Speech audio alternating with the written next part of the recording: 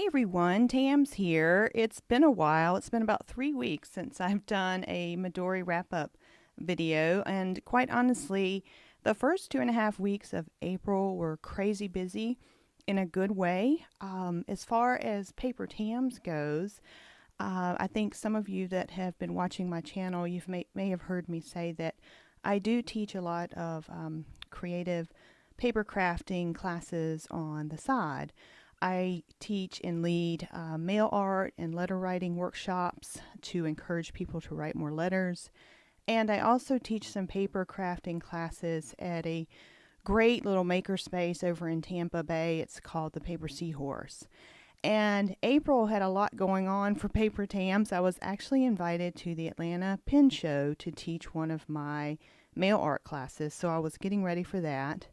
Also, at the Paper Seahorse, I was part of a new launch of a new series of creative business classes. So we kicked that off in April.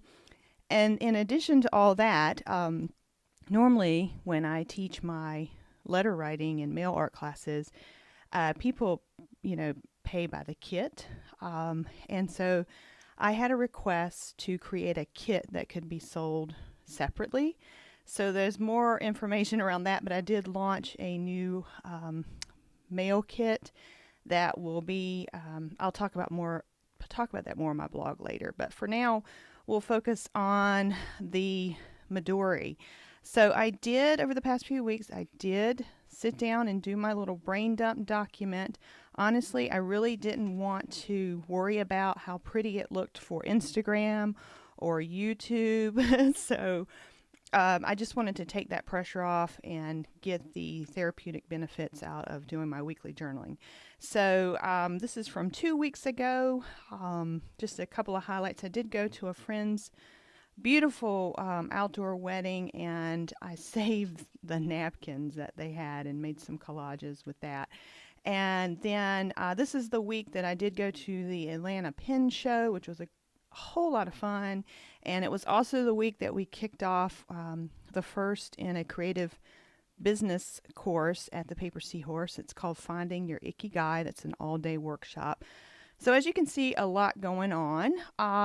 Some fun highlights for those of you that watch a lot of YouTube and know about bullet journaling. I did get to meet Cara Benz, who is Boho Berry, and spend some time with her at the Atlanta Pen Show. She is a great girl, hardworking girl. I think if you watch her videos, you know that she's hardworking, and I can tell you that she is, but I really enjoyed getting to know her. So this past week, really, because the first part of April was so busy, I really didn't take a whole lot of time off, other than if you count having a cup of coffee and a sandwich in my garden for a few minutes each day. I did take a couple of days off this past week, and I did one of my favorite things, which is gardening. And I'm going to show you some highlights. If you've been watching my channel, you know that a couple of months ago I started a large backyard garden project. So I'm going to share with you a few clips from what's been happening in the garden. The backyard garden project started in February with a very small patch that was to be a butterfly garden. You can see that has evolved quite a bit, and several plants have been added since February. Now, these plants, I'm learning, grow fast and big in Florida, so I have had to learn about spacing. So all this should fill in by the end of the year. But that's been quite a busy task. Now, what's been happening in April is this back section here is being converted into a shade garden.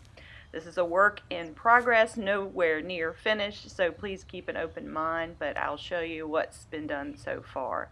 Mostly paths have been raked out and sections measured out so that I can start planting, but I've got several things that have been transplanted from friends' gardens.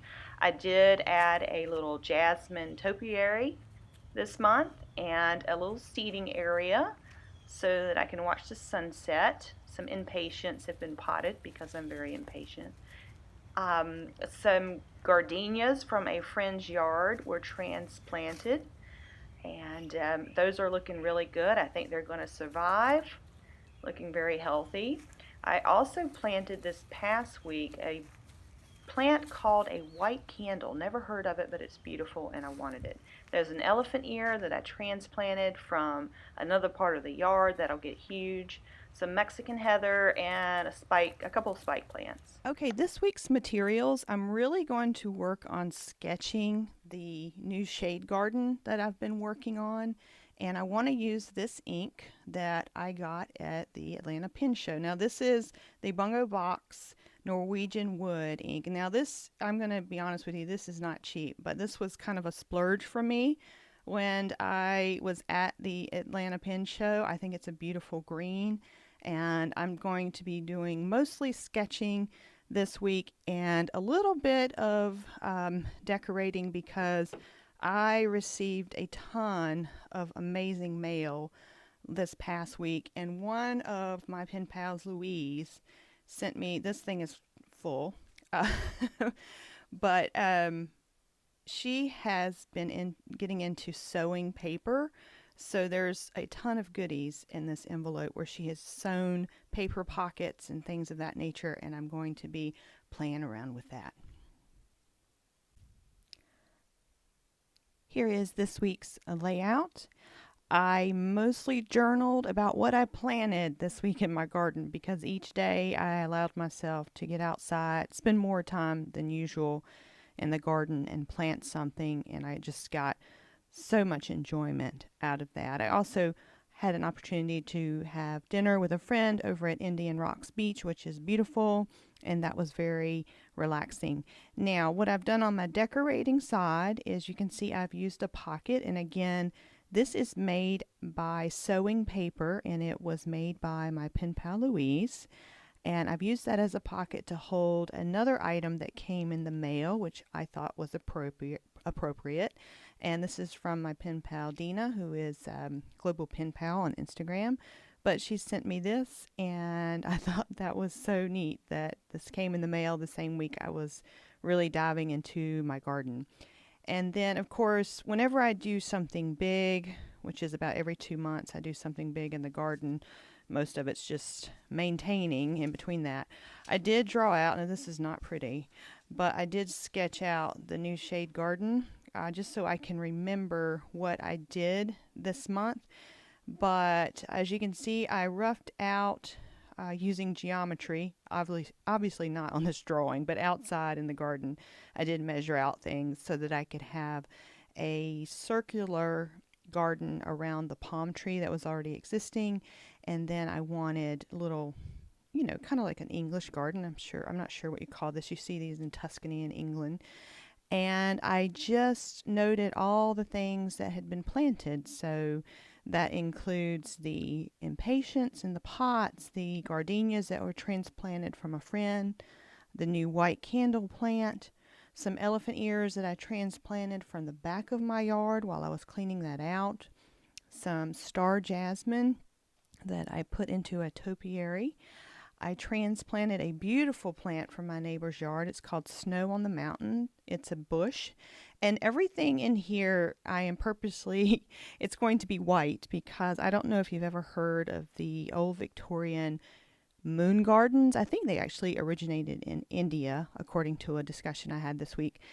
But you plant a section all white and you allow it to reflect the moonlight. Now, I've just seen pictures of them and they're just absolutely gorgeous. So this little section of my shade garden is all white right now. I also planted some diamond frost, and then as the garden moves on, and this over here is my butterfly garden, I also just roughed out with a rake. I mean, nothing major here, but I just roughed out where some other plant paths would go. I did put some Mexican heather here as a border, and I plan to make each of these sections bordered by Mexican heather. The main border up here is a Indian hawthorn border, and all of those Indian hawthorns were given to me by a friend who had ripped them out of her front yard. So that was a great project. I'm hoping most of them will survive. Right now I have 2 that might not make it, but that's okay. So yeah, as you can see, I was pretty busy and I like to document that. And that's it, guys. I hope this was helpful, and see you next week. Bye.